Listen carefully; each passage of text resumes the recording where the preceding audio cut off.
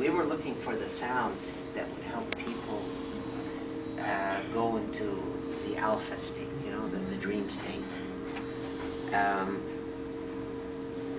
But we did not find that with that, because half the people in the world get that way easy, and the other half don't.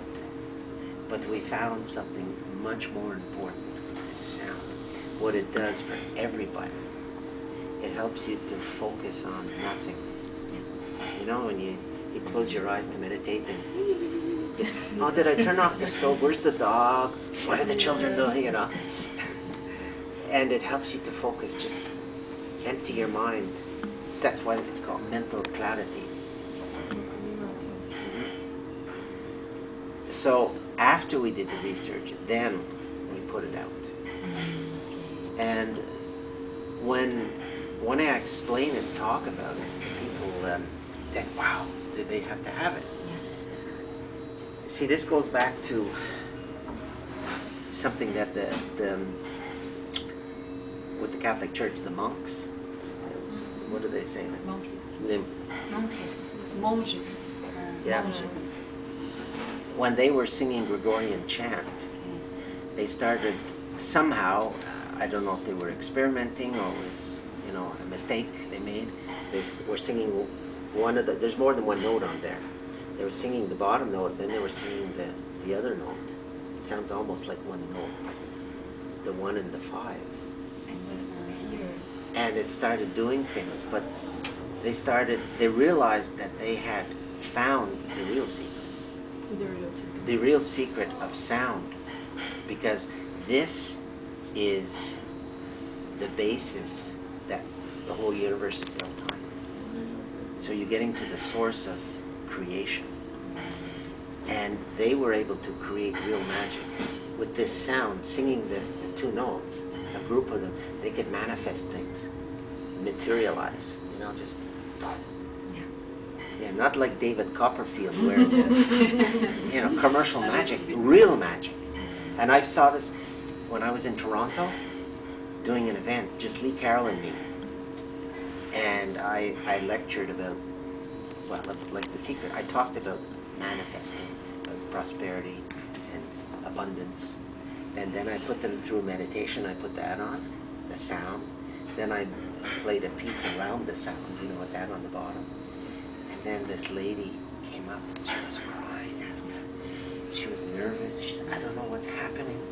And she said, I was in this beautiful meditation and I was up in the heaven and there was flowers and I was picking beautiful red flowers, and yellow flowers, and white flowers, and purple, beautiful colors, the petals, you know, the pieces of the flowers.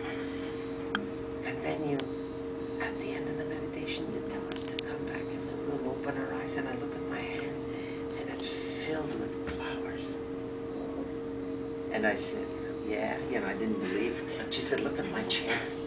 And she showed me, and on her book she had little flower, all multicolors, beautiful, fresh, totally fresh.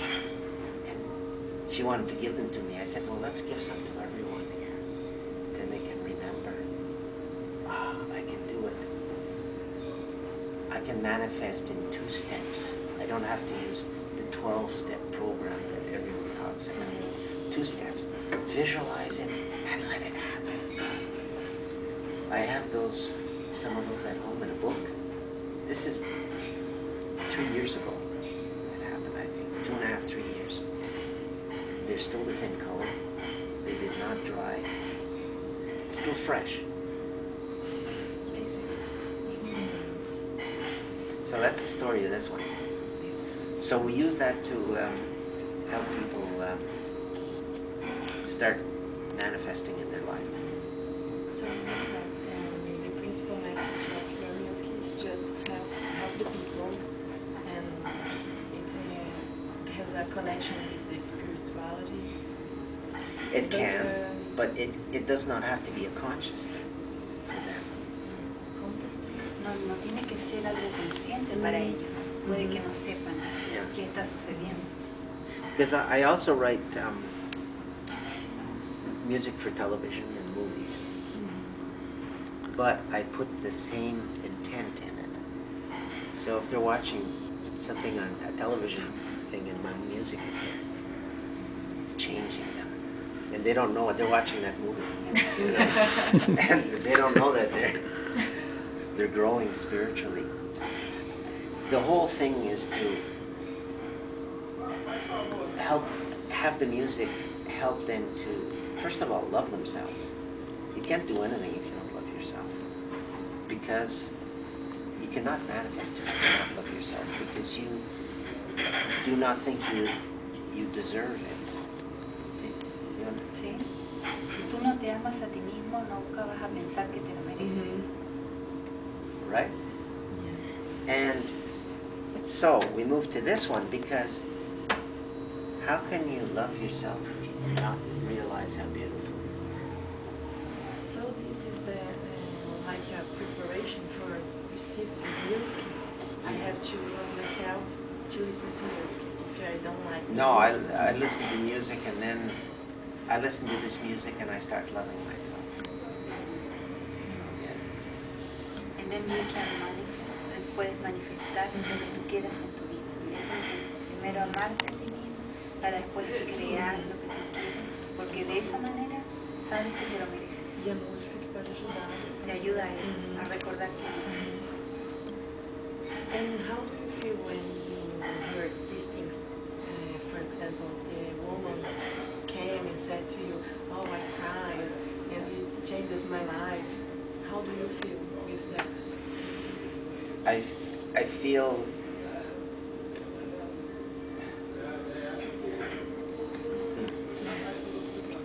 I have to watch out, because it's very emotional for me that while I was chosen to be the channel for this, you know, that why me? It's just, you know, I like the music, and it's like, wow, I'm doing something, you know, I'm doing something to help here. And we get lots of stories, you know, people that, there was a man in Philadelphia, the United States. We did an event there, a foreign event. And I played the music, and then at the end of the concert, he's trying to say something. He stands up in the audience, and Lee says, "Hey, Robert, someone wants to say something before we get off stage." The man says, "I've been healed," you know?